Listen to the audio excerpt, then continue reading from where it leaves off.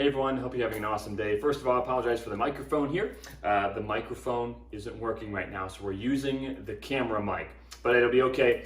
This is gonna be some good stuff. A question that we've had recently inside of the group, MLMsalesfunnels.com. If you wanna join that group, go ahead and click down below. It's a free group to join, and you can ask questions about how to build your network marketing business using online marketing, or AKA funnels. So one of the questions that we've got recently is, should I start promoting the company's product, or should I promote the opportunity? Basically, should I promote the business opportunity for my company or a product of some kind, right?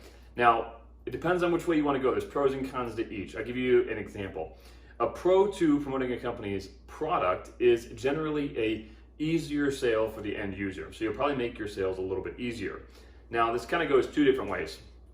The first thing is the sale of a thing is easier than the sale of an opportunity, because the sale of an opportunity usually brings with it levels of commitment that the user has to commit to, and they know that. So when they buy an opportunity, it does scratch an itch for them, but they know intrinsically that there's going to be more that they have to do. So it's a higher sell usually. It's harder sell, I should say.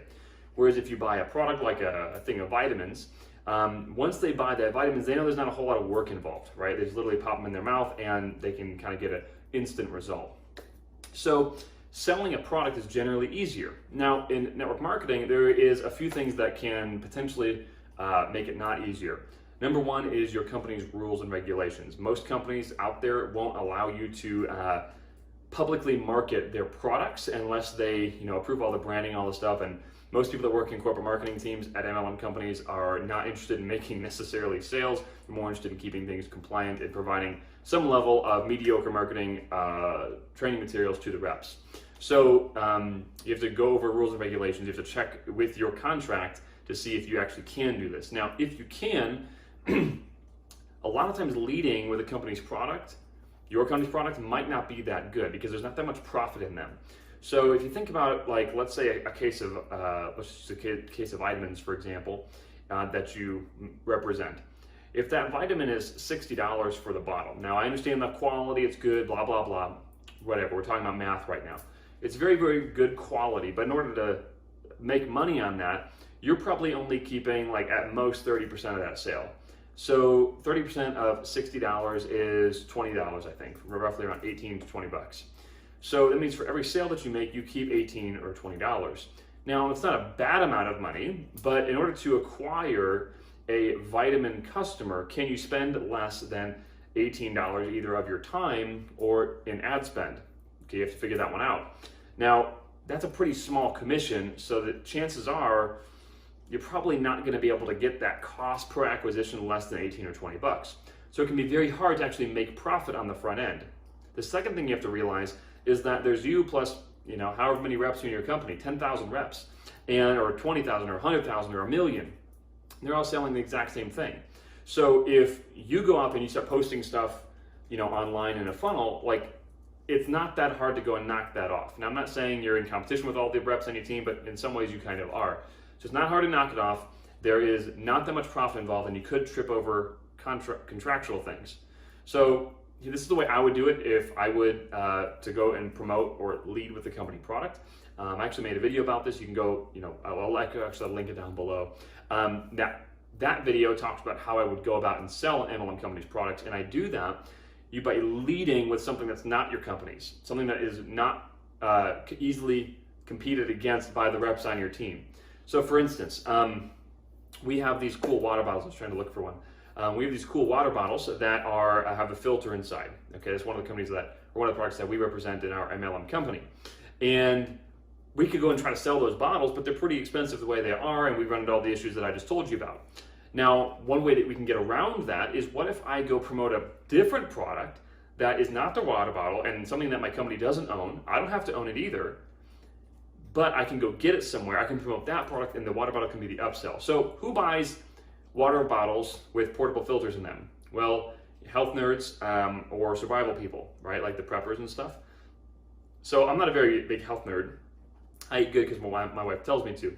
But with the survival stuff or the prepper stuff, like, that's something that I can kind of get behind. That's kind of fun for me. So what if I go and get a small cheap item like let's say like a small pocket knife, and I sell the pocket knife using like advertising and stuff like that. I sell it out there on Instagram or something, okay? Now, let's say I buy the pocket knife for $5, but I can sell it for $19. That's a $15 profit margin, and it's the same profit margin I would have got with the initial vitamin example, but instead of someone spending $60 for me to make 15, they only spent 20. So you see, it's a lot easier to get that cost per acquisition down because they see the value in a $20 knife easier than a $60 vitamin. It takes less time to sell. So I get the knife sale, and then in the upsell sequence, I basically say, hey, now you got your knife, now you got this, you're basically ready to survive in the wilderness. Now if you just have this bottle, you can literally drink out of a swamp and you're gonna be okay. And then they go buy the bottle, right? So that's a way you can get around it. Now, then from there, you have to bridge the gap and help that customer become a rep, or just service them and have them as a customer, whatever. Other side of the coin is starting with the opportunity and leading with that.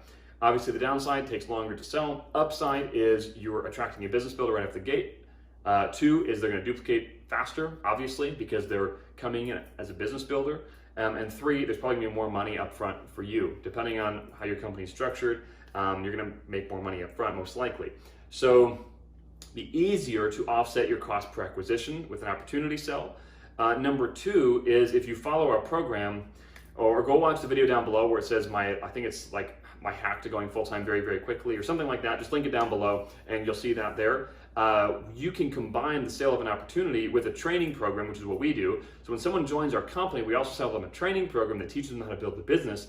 It's way better than anything else out there. And obviously we take a piece of that as a business because it's a sale. So that helps offset our cost per acquisition. Now you can do the same thing by developing your own program, or you could be even affiliate for MLM Rebels, right? And you can sell a $3,000 program, make $1,500 of it, and every person you add to your team, you make $1,500 right off the bat. You can see how you can spend a lot more money in advertising or in time to go find your prospects. Does that make any sense? So my personal opinion is lead with the opportunity. You need to sell products to stay compliant. You need to sell products to make profit and stuff through your MLM company for sure.